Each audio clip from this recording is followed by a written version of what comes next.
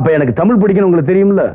உங்களுக்கு தமிழ் பிடிக்கும்னு தான் உங்களுடைய கோடிக்கணக்கான ரசிகர்களுக்கும் உலகத்துல உள்ள எல்லா தமிழர்களுக்கும் தெரியுமே.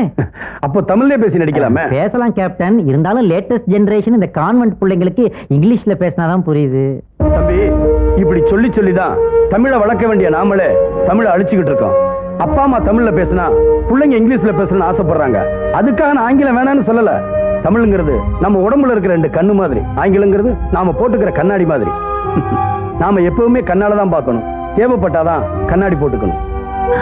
ஆஹா, சூப்பர் டயலாக் கேப்டன், நோட் பண்ணிக்கிறேன்.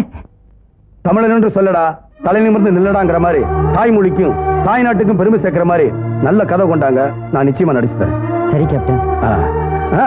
ஊருக்கு போக பணம் இருக்கா? அனுப்புறதாவே முடிவு பண்ணிட்டீங்களா? கேப்டன், உங்க மனசுக்கு பிடிச்ச ஒரு நல்ல கதையோட சீக்கிரமா வந்து உங்களை சந்திக்கிறேன். இப்ப என்ன ஆசீர்வாதம் பண்ணி அனுப்புங்க. நல்லா வருவீங்க. ஆஹா, கேப்டன் கையே என்ன தட்டி கொடுத்துருச்சு. இது போதும் கேப்டன், இனிமே நான் எப்படி வர்றேன்னு பாருங்க. வரேன் கேப்டன். வாங்க.